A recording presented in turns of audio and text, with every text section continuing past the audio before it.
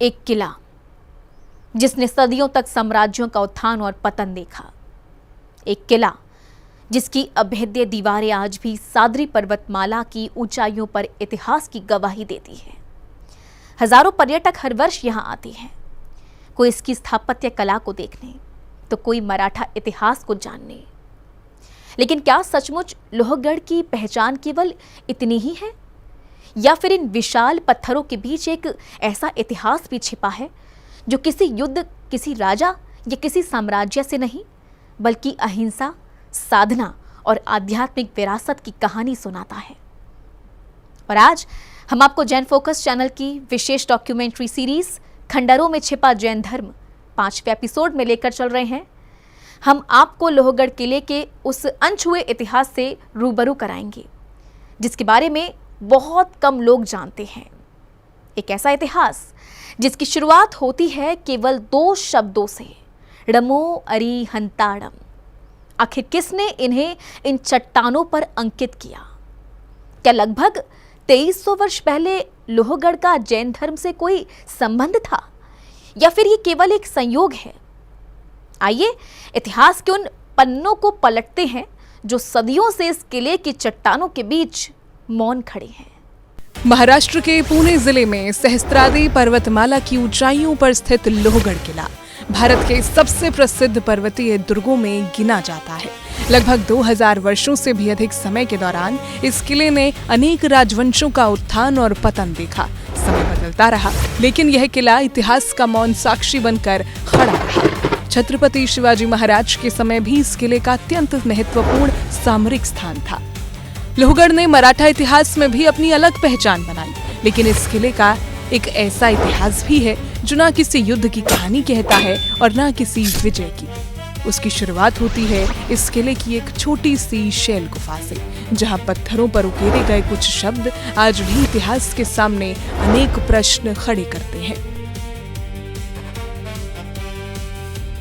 लोहगढ़ किले के दक्षिणी भाग में स्थित एक प्राचीन शैल गुफा। पहली नजर में यह केवल साधारण चट्टानों के बीच बनी एक गुफा दिखाई देती है, लेकिन जब पुरातत्व विशेषज्ञों ने इसकी दीवारों का अध्ययन किया तो उन्हें ऐसा प्रमाण मिला जिसने इतिहास के एक भूले हुए अध्याय को फिर से जीवित कर दिया। जहां ब्राह्मी लिपि और प्राकृत भाषा में अंकित एक प्राचीन शिलालेख मिला जिसे इतिहासकार पहली दूसरी शताब्दी ईसा पूर्व का मानते हैं। इस शिलालेख की सबसे महत्वपूर्ण बात केवल इसकी प्राचीनता नहीं है, बल्कि उसकी पहली पंक्ति है, नमो अरिहंताणाम। जैन परंपरा में यह केवल एक वाक्य नहीं, बल्कि श्रद्धा, वंदना और आध्यात्मिक समर्पण का मंगलाचरण माना जाता है। आज भी विश्व भर के जैन समाज में ये शब्द उसी श्रद्धा के साथ उच्चारित किए जाते हैं जैसे सदियों पहले किए जाते थे। यही कारण है कि इतिहासकार इस शिलालेख को पश्चिम भारत में जैन धर्म की प्राचीन उपस्थिति का एक महत्वपूर्ण प्रमाण मानते हैं। लेकिन क्या केवल एक शिलालेख यह सिद्ध कर सकता है कि यहाँ जैन साधु संतों का आगमन होता था? क्या वास्तव में लोहगढ़ साधना और विश्राम का केंद्र रहा होगा? इन प्रश्नों का उत्तर देते हैं इतिहासकार एवं जैन शोधकर्ता MD डॉक्टर कल्याण गंगवाल। आजकल लोहगढ़ की चर्चा सारे भारत भर हो रही है, मगर आज लोहगढ़ के बारे में मैं आपको कुछ जो बताना चाहता हूँ वो ये लोहगढ़ का जैन कनेक्शन क्या है इसके बारे में। यहाँ लोहगढ़ को मैं कई बार गया, इसीलिए कि वहाँ कई गुफाएं हैं। ये गुफाएं जैन गुफाएं हैं और ये गुफाएं आज से 2300 साल पहले पुरानी गुफाएं हैं। ये गुफाएं जैन है, इसका एक पुरावा यह है कि जैन गुफा के अंदर जो शिलालेख मिले हैं उसमें उसकी शुरुआत नमो अरिहंताणम से हुई है। इसका मतलब ऐसा है कि ये गुफाएं जैन मुनियों के निवास स्थान थे। वहाँ मुनिशैयाएं थी, पानी का इंतजाम था और ये लोहगढ़ के इर्द गिर्द काफ़ी गुफाएं हैं। 7 नंबर की गुफा में ये शिलालेख है, वो काफ़ी अच्छा शिलालेख है। करीबन 30 सेंटीमीटर टू 40 सेंटीमीटर दुरुंदा और 50 सेंटीमीटर का ये शिलालेख प्राकृत, ब्राह्मी और संस्कृत का मिश्रण है और ये शिलालेख आज भी वहाँ मौजूद है।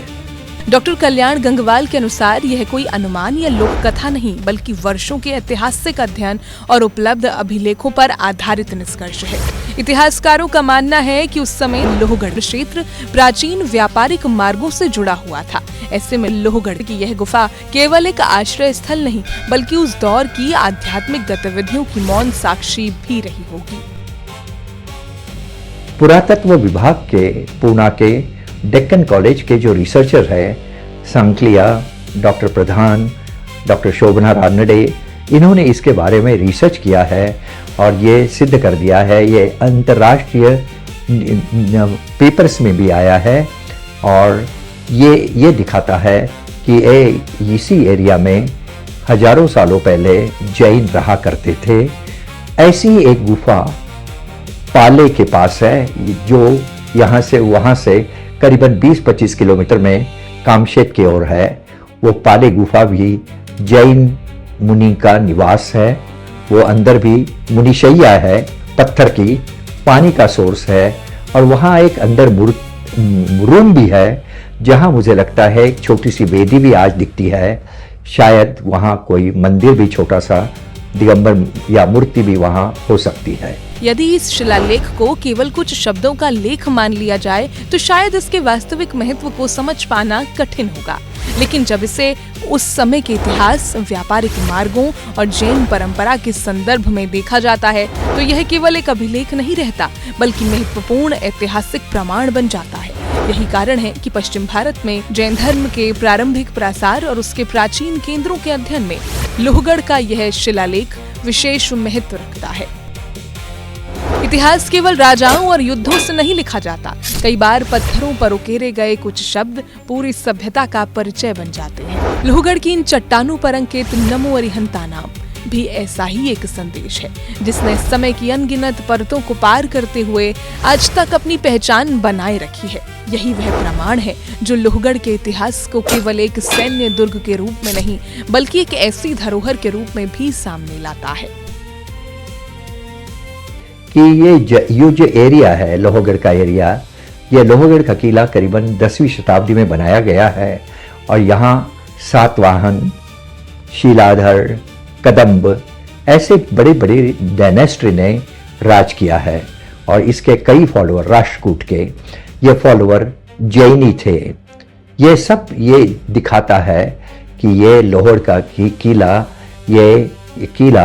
ये जैनियों की यहाँ बहुत बड़ी बस्ती थी और हमारी एक बहुत बड़ी पुरानी रियासत है। मैंने निर्मल कुमार सेठी के साथ लोहगढ़ को इसके पहले एक बार मुलाकात की, यानी विजिट की थी। उसके बाद भी मैं 2-3 बार वहाँ गया, मगर जो दूसरी गुफाएं हैं आज वो पहाड़ियों में है, जहाँ पहुँचना भी मुश्किल है, जहाँ पेड़ उगे हुए हैं।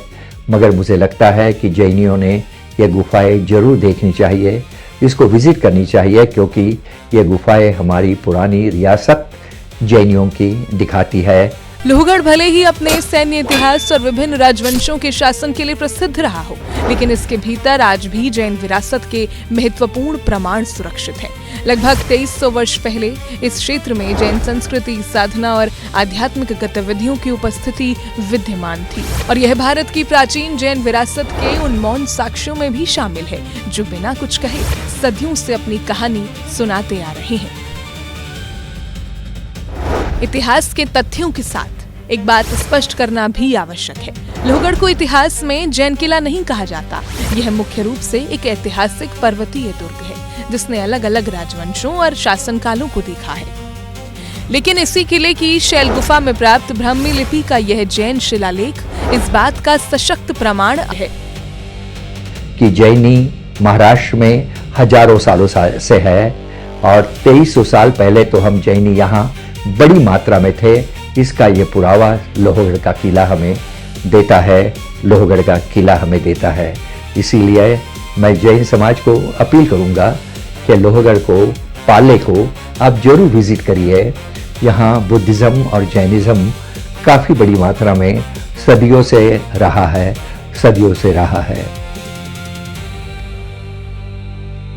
समय बदलता रहा, साम्राज्य बदलते रहे, शासक बदलते रहे, लेकिन लोहगढ़ की इन चट्टानों पर अंकित कुछ शब्द आज भी उसी मौन के साथ खड़े हैं जैसे सदियों पहले थे। शायद यही इतिहास की सबसे बड़ी शक्ति है। वह शोर नहीं मचाता, लेकिन जब बोलता है तो सदियों बाद भी उसकी आवाज सुनाई देती है।